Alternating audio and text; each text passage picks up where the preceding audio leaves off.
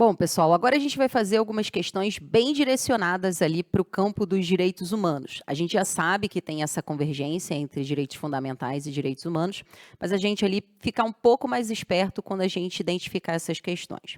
Primeira coisa que eu posso te dizer é que é bem intuitivo, muitas vezes, você achar a resposta certa dentro da perspectiva dos direitos humanos, porque você tem que marcar a assertiva que vai garantir a melhor estratégia de proteção. Então, pensa o seguinte, na dúvida, você vai marcar a assertiva que vai garantir a melhor proteção da pessoa humana. É isso que vai ser ali a sua tomada de decisão no momento final. E lembre-se que a ideia dos direitos humanos é esse processo de cooperação entre os países na promoção da dignidade da pessoa humana e que, na verdade, a gente compartilha valores. Por isso que é uma cooperação. Ele trabalha com essa perspectiva da paz, no intuito da não intervenção, que é exatamente o que a gente encontra lá no artigo 4º da Constituição Federal, quando ele fala sobre as diretrizes internacionais, no sentido de como o Brasil deve se comportar nas suas relações internacionais. O Brasil é um país que tem um compromisso, por exemplo, com essa perspectiva do desenvolvimento, dos direitos humanos, é um país que tem um compromisso com a paz, é um país que tem um compromisso ali com a não intervenção nos outros países. Então, em regra, pessoal, essas são as nossas diretrizes, tá?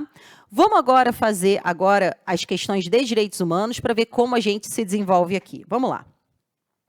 Com referência aos princípios que regem as relações do Estado brasileiro com outros estados, considere as afirmações. Vamos ver lá como é intuitivo, tá? E que a gente tem que trabalhar com essas premissas que eu estava conversando antes.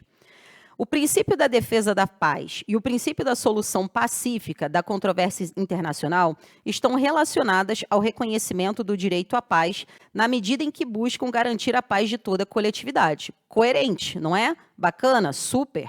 Vamos lá, então. Deixa eu colocar aqui minha canetinha lindinha. 2. O princípio da cooperação entre os povos para o progresso da humanidade deriva necessariamente do direito à autodeterminação dos povos, ou seja, o direito que os povos têm de se desenvolver sem a interferência dos outros. Vejam que aqui, pessoal, mesmo que você tivesse o desconhecimento do artigo 4º da Constituição Federal, você consegue perceber que, em termos há uma contradição aqui.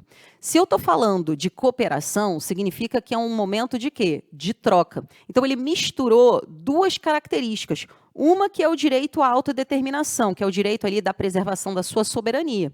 E a cooperação, que é a troca. Só países soberanos, pessoal, podem ter essa questão de troca. Então, aqui ele misturou dois conceitos, é por isso que a gente não vai olhar para esse, tá? Então, risca esse aqui. O princípio da não intervenção internacional deixou de ser observado pelo Brasil recentemente ao enviar soldados e oficiais para integrar as forças da paz da ONU no Haiti. Veja, o Brasil ele é um país que tem a premissa da não intervenção, mas não significa, pessoal, que no momento de guerra, no momento de prestação de ajuda humanitária, a gente não vá fazer essa intervenção porque parte dessa lógica da paz. A gente só vai intervir, a gente só vai ter esse tipo de ação um pouco mais incisiva quando há um momento ali de violação de direitos humanos e há essa necessidade. Tá? Então, aqui ela está errado. Tá? O Brasil não rompeu com o princípio da não intervenção. O princípio da cooperação entre os povos para o progresso da humanidade está, em certa medida, relacionado ao desenvolvimento reconhecido pela ONU e pela Unesco. Então, aqui, pessoal, eu tenho a 1 e a 4, que marcam esses valores que, inclusive, estão previstos no artigo 4º da nossa Constituição. Vamos lá, então. O texto acima, de diferente natureza literário de Guimarães Rosa, técnico-jurídico, o da petição da arguição de descumprimento de preceito fundamental, tratam das possibilidades de relações amorosas entre os seres humanos, da ordenação dessas relações pelo direito, que hoje referenda relações heterossexuais e nega o reconhecimento aos homossexuais, e o do impacto desse reconhecimento ou desse não reconhecimento à autoestima das pessoas. Então, ele está falando para a gente aqui que o texto acima, ele está tratando desse tratamento discriminatório, em que eu reconheço a existência das relações heteroafetivas, mas eu proíbo, ou pior, né, não reconheço. Por que eu disse pior o não reconhecimento? Porque o não existir, pessoal, joga as pessoas no limbo. Porque quando eu proíbo, há ali essa cultura, efetivamente, da perseguição, da criminalização. Mas o não reconhecimento me deixa à margem. É quase como se eu não existisse efetivamente, por isso que ela é bem problemática, tá? Quais dos argumentos manejados na ADPF atuam para superar a rigidez da fórmula jurídica que só reconhece a união estável entre homem e mulher? Então, ele está trabalhando, pessoal, basicamente com aquela mutação constitucional que aconteceu no artigo 226, parágrafo 3º da Constituição. Quando você abre o artigo 226, parágrafo 3º da Constituição, você vai ver lá que há o reconhecimento da família, que é a união entre o homem e a mulher. O Supremo Tribunal Federal, quando fez essa discussão, ele fez o que a gente chama de mutação constitucional. O que é a mutação constitucional, pessoal? A mutação constitucional é quando você muda o conteúdo da Constituição sem fazer reforma, ou seja, sem fazer uma emenda. Então, basicamente, é uma reforma, é uma alteração por meio da interpretação. O Supremo Tribunal Federal, nessa decisão de 2011, ele entendeu, pessoal, que esse homem e mulher deveria ser um ou seja, ele estava ampliando as diversas formas de ser família em todas as suas combinações. Qual era o argumento do Supremo Tribunal Federal quando ele ampliou essa forma de visualizar a família a nível jurídico no contexto brasileiro? Ele estava chamando a atenção da gente do seguinte: a família, pessoal, ela tem que ser um lugar para a promoção da dignidade da pessoa humana.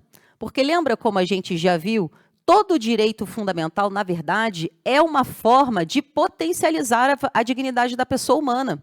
A dignidade da pessoa humana é o grande valor-fonte dos direitos fundamentais. Tanto é assim que ele está previsto no artigo 1º, inciso 3º da Constituição.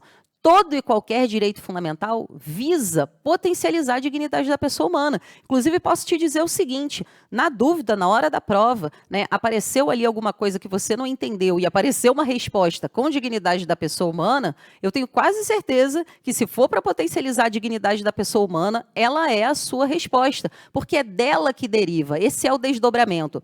A fundamentação é que a família, ela é um instituto, ela é uma instituição que, na prática, ela serve a uma finalidade.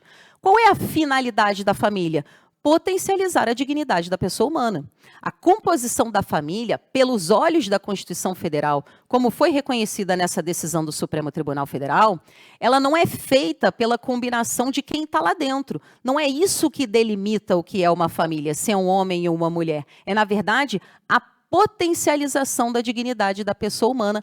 Essa é a grande discussão, tá? Então, vamos voltar aqui para ver como é que ele vai apresentar essa discussão para a gente. Então, veja que ele está perguntando o seguinte: qual dos argumentos manejados pela DPF me faz superar a fórmula jurídica que reconhece a união estável entre o homem ou a mulher? Então, qual é o argumento jurídico que me permite ampliar o reconhecimento dessas famílias? O argumento da eficácia jurídica, que afirma a necessidade do direito refletir a sociedade. O argumento majoritário, que impõe ao direito acompanhar o comportamento da maioria das pessoas. O argumento do positivismo jurídico, que considera a lei como moral positiva. O argumento da dignidade humana, que impõe o reconhecimento da igual dignidade de todas as pessoas. E o argumento da moral, que deve chancelar as tradições prevalecentes na sociedade. Então, sem medo de ser feliz, pessoal, a nossa resposta é a consagração da dignidade da pessoa humana enquanto esse grande valor-fonte, tá? Vamos para mais uma questão. Questão 9, Tratados Internacionais de Direitos Humanos. Então, vamos lá. No que se refere à aplicação dos dispositivos dos tratados internacionais no direito interno, avalie no que se refere à aplicação dos dispositivos dos tratados internacionais de direitos humanos e avalie as seguintes asserções em relação às propostas entre eles. Antes da gente resolver a questão, eu quero retomar alguns pontos importantes quando a gente fala sobre tratados internacionais de direitos humanos. Tá? Vamos lá, vamos vir aqui para a gente observar direitinho o que a questão pode vir a demandar da gente. Então vamos lá, pessoal. A primeira coisa que a gente precisa lembrar é o seguinte: aonde os tratados internacionais de direitos humanos estão localizados no nosso ordenamento? Então a gente tem aqui, ó, a Constituição Federal, correto? No topo da nossa pirâmide nós temos a Constituição Federal, junto com ela as emendas constitucionais, e nós temos ainda junto com ela tratados internacionais de direitos humanos, que foram incorporados no Brasil com 2 turnos mais 3/5. Essa referência de 2 turnos mais 3/5, pessoal, nos faz lembrar da própria ideia das emendas constitucionais. Então, a ideia seria o seguinte: já que esses tratados internacionais que foram ratificados internacionalmente e quando foram trazidos para o contexto interno e houve esse debate no Congresso Nacional, eles fizeram a discussão por 2/3 mais 3/5, ela vai ficar no topo da nossa pirâmide. Então, a ideia é o seguinte: quando o Congresso tomou essa decisão de que ele topa colocar esse tratado internacional aqui dentro, ele fez essa discussão pelo mesmo procedimento legislativo da emenda constitucional. Então, neste sentido, estes tratados internacionais de direitos humanos vão estar aqui, ó, no topo da nossa pirâmide. Eles vão ter força de constitucionalidade. Eles têm força de constitucionalidade. O que eu preciso te chamar a atenção é o seguinte: essa questão da exigência de que os tratados internacionais de direitos humanos fossem incorporados por 2 turnos mais 3/5, ela foi inserida na Constituição Brasileira de 88 pelo artigo 5º, parágrafo 3º, que veio pela Emenda Constitucional 45 de 2004. Por que eu preciso te lembrar isso aqui? Porque, veja, a Constituição Brasileira está em funcionamento desde 1988, correto? Então, é só em 2004 que eu tenho a introdução de um artigo na Constituição que vai dizer o seguinte: tratados internacionais de direitos humanos, que quando forem debatidos no Congresso Nacional, seguirem o rito da emenda constitucional, vão ter força equivalente à emenda constitucional. A pergunta de $1 milhão é o seguinte: tá, e os tratados internacionais que foram assinados anteriormente? Ou ainda, tratados internacionais que, quando forem debatidos no Congresso Nacional, não sejam aprovados por 2 turnos mais 3/5. Eles vão ter força de quê? De lei ordinária? Não. Esses tratados internacionais, pessoal, eles vão ficar aqui, ó, que é o que a gente chama de supralegalidade, tá? Aqui embaixo eu tenho as leis, ok? Eu vou deixar bem colorido para você conseguir visualizar. Então, aqui, ó, no pretinho, eu tenho o que eu vou chamar de supralegalidade. O que está nessa esfera da supralegalidade que eu estou colocando aqui? Tratados internacionais de direitos humanos que foram incorporados pelo procedimento ordinário.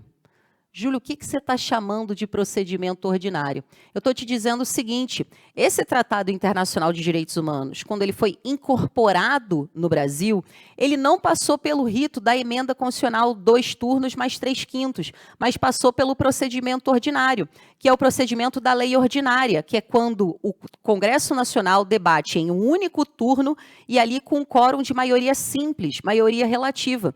Já que o quórum foi tão baixo, e já que esse foi o procedimento, eu não tenho como colocá-la no topo da pirâmide. Seria uma forma de violar a própria supremacia da Constituição. Então, segundo o Supremo Tribunal Federal, esses tratados internacionais de direitos humanos vão ter força de supralegalidade. O nome pode parecer difícil, pessoal, num primeiro momento, mas olha só que coisa interessante. Aqui eu tenho a constitucionalidade e aqui eu tenho a supralegalidade. Por que é supralegalidade? Porque embaixo estão as leis, tá? Leis aqui eu estou chamando de tanto a lei complementar como a lei ordinária, lembrando que não existe hierarquia entre elas. Supralegalidade, vamos pensar na etimologia da palavra. Supralegalidade, supra é aquilo que está em cima, acima. Então, esses tratados internacionais de direitos humanos são supralegais, estão acima das leis. Eles estão acima das leis, porém estão abaixo da Constituição. Tá? Então, esses são tratados internacionais de direitos humanos que estão acima das leis, porém acima da Constituição. Qual é a pergunta que a gente acaba se fazendo quando a gente olha para essa pirâmide? Tá, mas como é que eu vou saber que tratados têm força equivalente de emenda constitucional e quais tratados têm força de supralegalidade? Tá? Bom, o que você precisa saber é o seguinte: no Brasil, nós temos pouquíssimos tratados que têm força equivalente à emenda constitucional, que são 4 tratados. O que eu posso te dizer é o seguinte, para facilitar a sua vida. O conteúdo desses tratados é o seguinte: é tudo aquilo que envolve a população com deficiência, que é o Tratado de Nova York, o Tratado de Marrakech, o protocolo adicional. Você não precisa saber o nome, não fique desesperado. O que você precisa saber é o seguinte: o conteúdo desses tratados envolve a consagração dos direitos da população PCD. Então, tratados internacionais que foram ratificados no Brasil e incorporados com 2 turnos mais 3/5, tenha certeza que a gente está falando da temática da população PCD. Você lembra, por exemplo, que o Código Civil sofreu uma reforma em que, antigamente, as pessoas com alguma deficiência, elas eram consideradas com uma capacidade relativa e agora elas têm capacidade absoluta enquanto regra? Isso foi por uma imposição de um tratado internacional com força equivalente à emenda constitucional. Ele sofreu um controle de constitucionalidade. Tá? Então, tudo que envolve a temática da população PCD tem força equivalente à emenda constitucional. O outro tratado, pessoal, que gira aqui é o combate ao racismo e à intolerância religiosa. Então, na dúvida, eu quero que você pense o seguinte: só tratados internacionais de direitos humanos que falem da população PCD e que falem de combate ao racismo é o que tem força equivalente à emenda constitucional. Todo o resto tem força de supralegalidade, tá? O que isso aqui me importa na prática, pessoal? Isso aqui me importa o seguinte, além desse esboço que a gente está colocando. A gente pode fazer controle de constitucionalidade, não é isso? Ó, a gente tem o controle de constitucionalidade. O que é o controle de constitucionalidade? Vamos reforçar, porque o básico e o óbvio também precisa ser dito. O controle de constitucionalidade é exatamente isso que eu estou te mostrando aqui. Ó. É quando eu estou comparando se as leis são compatíveis com a Constituição. Quando as leis não são compatíveis com a Constituição, eu aciono o controle de constitucionalidade para declarar elas o quê? Nulas, para fora. Então, ele é uma espécie de um controle de qualidade em que o meu parâmetro de verificação é a Constituição. Mas é a Constituição e as emendas e os tratados internacionais de direitos humanos com força equivalente à emenda constitucional. Mas está vendo que agora eu tenho uma nova modalidade de fiscalização? A minha nova modalidade de fiscalização é o que a gente vai chamar de controle de convencionalidade. O que é o controle de convencionalidade, pessoal? Ele também é um teste de qualidade. Ele também é uma forma de verificação. Só que aqui eu estou verificando se as leis são compatíveis com o quê? Com esses tratados internacionais de direitos humanos que têm força de supralegalidade. E, gente, em regra, como eu te falei, os tratados internacionais têm força de supralegalidade, porque só são esses 4 que eu falei para vocês. Então, assim, ó, Pacto de São José da Costa Rica, né? Pacto dos Direitos Civis, falou ali algo que não esteja ligado a essas temáticas, tenha noção que é supralegalidade. Ou seja, esses tratados só podem fazer controle de convencionalidade. Prof, isso já aconteceu no Brasil? A gente tem algum exemplo de um controle de convencionalidade? Temos, a gente tem um grande exemplo no Brasil, que é a vedação da prisão do depositário infiel. Tá? A vedação da prisão do depositário infiel. A ideia era o seguinte, pessoal. o Código Civil, anteriormente, permitia duas formas de prisão, a prisão dentro da discussão na esfera civil, que era ali o não pagamento da pensão alimentícia e a prisão do depositário infiel, que é aquela pessoa que deveria guardar o seu bem, mas está efetivamente depredando. Tá? Então, eu tinha duas possibilidades de prisão. Então, vamos colocar aqui, ó. Eu tinha duas possibilidades de prisão. Por que eu coloquei aqui, ó, duas? Porque eu estou falando do Código Civil. Então, o Código Civil me autorizava duas formas de prisão. Só que o Pacto de São José da Costa Rica fala que eu só posso ter prisão na esfera civil por essa questão do não pagamento da pensão alimentícia. Ele não fala absolutamente nada sobre a questão do depositário infiel. Então, pessoal, o que aconteceu foi o controle de convencionalidade. Eu peguei um tratado internacional de direitos humanos com força de supralegalidade e fiz o quê? E fiz ali a sua declaração de inconvencionalidade. Então, ele foi afastado e no Brasil eu só tenho hoje, pessoal, a prisão por pensão alimentícia na esfera civil, pelo não pagamento. Então, a gente tem esse exemplo da vedação da prisão, não sei por que eu apaguei, da prisão do depositário infiel. Tá? Então, o Código Civil, ele sofreu esse controle de convencionalidade. Mas, prof, eu não entendi esse negócio de 1-2 que você está falando ali. Por que aconteceu? Porque a gente pensa comigo. Eu tenho, aqui no topo da pirâmide, só uma autorização para prender. E na de baixo, eu tenho duas autorizações para prender. A ideia é o seguinte, você sempre deve priorizar a melhor estratégia de proteção da pessoa humana.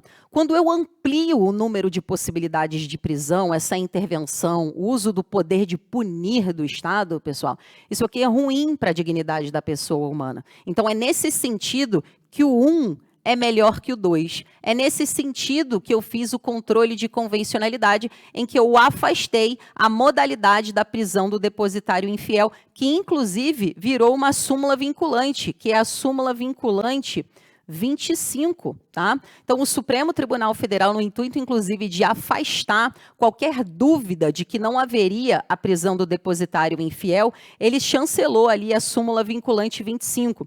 Vamos lembrar rapidinho, pessoal, o que acontece quando a gente tem uma súmula vinculante? Qual é o desdobramento do efeito vinculante? O efeito vinculante, ele está te dizendo que a interpretação ela é obrigatória, ela passa a ser obrigatória, mas obrigatória para quem? Ela é obrigatória para o Poder Judiciário, ela é obrigatória para a administração pública, direta e indireta, nas 3 esferas da federação, nas 3 esferas da federação. E quem não está vinculado, pessoal, não está vinculado, o Supremo Tribunal Federal, é claro, porque ele pode efetivamente mudar de opinião, né, pessoal? Bem como o Poder Legislativo. O Poder Legislativo, ele também não está vinculado, porque a última palavra não é do Supremo Tribunal Federal, porque, inclusive, caso haja ali alguma divergência, o Poder Legislativo ele pode elaborar uma emenda constitucional que coloca em xeque aquilo que o Supremo definiu. Inclusive, isso já aconteceu no Brasil, é o que a gente chama de efeito backlash, tá? Que é quando o Supremo decide alguma coisa, o Poder Legislativo discorda. Tá? Então, isso aqui é o efeito backlash, é no sentido da reação que vai ter. Então, o Poder Legislativo afasta essa decisão. Qual é o exemplo que eu disse que a gente teve? O da vaquejada. Lembra lá o que aconteceu com a vaquejada? O Supremo Tribunal Federal entendeu que a vaquejada ela era o quê? Inconstitucional, porque ela promovia um tratamento cruel em relação aos animais. O Poder Legislativo, né, que tem ali uma composição marcada pela bancada do boi, entendeu, por exemplo, pessoal, que não é algo ali que promove crueldade. E, pelo contrário, ele é um instrumento de promoção e garantia da cultura, manutenção da história, lazer. Então, o Poder Legislativo ele fez uma emenda constitucional, e essa emenda constitucional afastou essa decisão do Supremo Tribunal Federal, que tinha um efeito vinculante. Por quê? Porque o Poder Legislativo não está vinculado. Para fechar essa observação que eu coloquei aqui, pessoal, também não está vinculado a função, quem exerce a função legislativa. Então, o executivo, quando ele está editando medida provisória, ele não está vinculado a essa súmula vinculante. Então, a prisão do depositário infiel sofreu controle de convencionalidade e, inclusive, é reafirmado por uma súmula vinculante. Para a gente fechar e eu ficar com certeza que eu falei tudo o que eu precisava sobre essa discussão, eu tenho que falar um plot twist que fica aqui no final. Olha que coisa interessante, pessoal. Eu tinha o Código Civil autorizando 2 prisões, eu tinha não, porque eu ainda tenho, né? O Pacto de São José da Costa Rica autorizando 1 prisão e eu tenho a Constituição autorizando 2 prisões. Olha que coisa interessante. A Constituição autoriza 2 formas de prisão na esfera civil. A prisão do depositário infiel e a prisão, efetivamente, ali de quem não pagou a pensão alimentícia. Só que lembra o que eu te falei? Aqui, o que é melhor? O que é melhor para a pessoa humana? Autorizar uma única prisão ou 2 modalidades de prisão? Autorizar só uma prisão. Só que aí você está olhando aqui para mim e está falando assim, essa mulher está doida ali na frente porque a Constituição é suprema. O problema é o seguinte, pessoal, quando eu tenho uma colisão entre a Constituição Federal e um tratado internacional de direitos humanos, eu não uso necessariamente o critério hierárquico. O que é o critério hierárquico? É aquilo que você aprende que a colisão entre normas, né, podem ser resolvidas de que forma? Lei superior revoga a lei inferior, que é o teu primeiro movimento quando você olha isso aqui. Só que quando eu tenho um conflito entre a Constituição e o Tratado Internacional de Direitos Humanos, eu posso adotar a regra que é mais benéfica para a pessoa humana.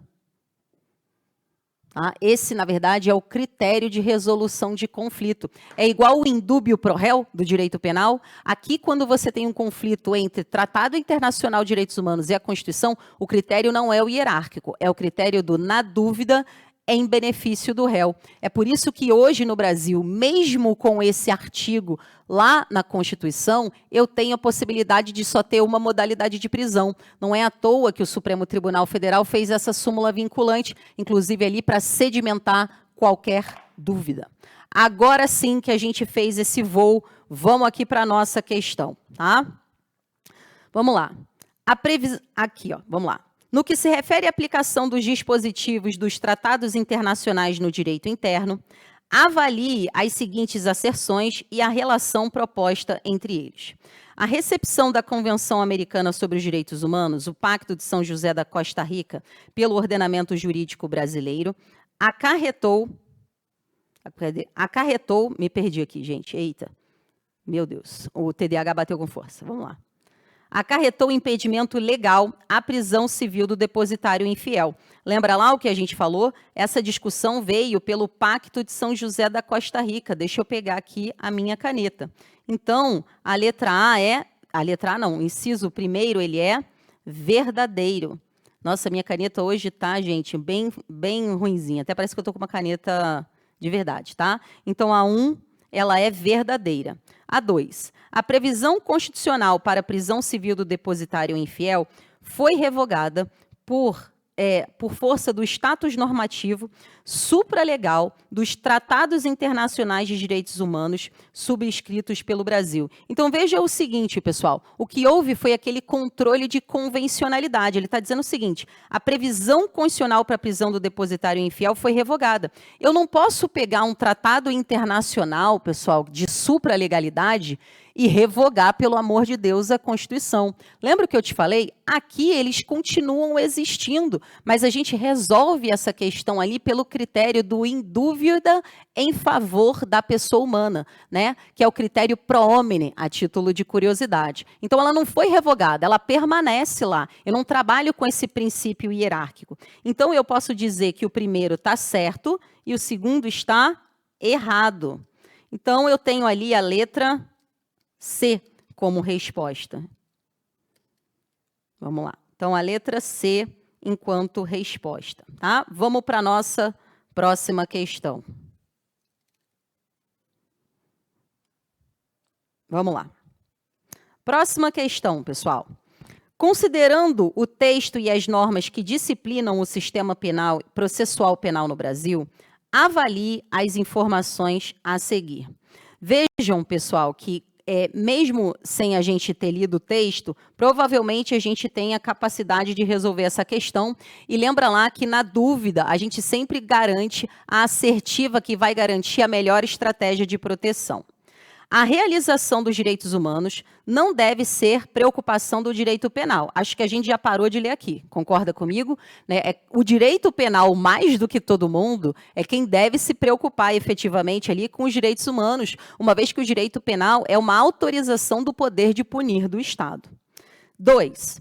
A prisão preventiva não viola os direitos humanos, uma vez que não afronta o princípio da presunção de inocência. Na verdade, a prisão preventiva, ele é uma afronta ao princípio da presunção de inocência, não é à toa, inclusive, que eu tenho que ter uma excelente fundamentação para autorizá-la, porque eu estou prendendo uma pessoa antes de ter uma decisão transitada em julgado. Então, a gente não vai para o número 2. 3. A paridade de armas no processo penal não impede que seja dado ao direito de defesa a tutela diferenciada em relação às prerrogativas da acusação. É claro, pessoal, pela relação ali do desequilíbrio. Lembra, inclusive, o que eu falei? Na dúvida, a melhor garantia de proteção. E já que eu estou ampliando os poderes de proteção, ela está o quê? Certa. O sistema acusatório tem como uma de suas características de destaque a iniciativa probatória na mão das partes, ou seja, a prevalência da inércia do juiz no campo das provas. É isso, pessoal, o juiz tem que ficar parado. O juiz investigador é uma violação, é o poder inquisitivo. O sistema acusatório é exatamente esse juiz paradão que permite, inclusive, ali uma paridade no momento ali da produção tanto da defesa como da acusação. Então, esse aqui também está certo. Então, pessoal, a nossa resposta é a letra C. Fechamos mais um bloco.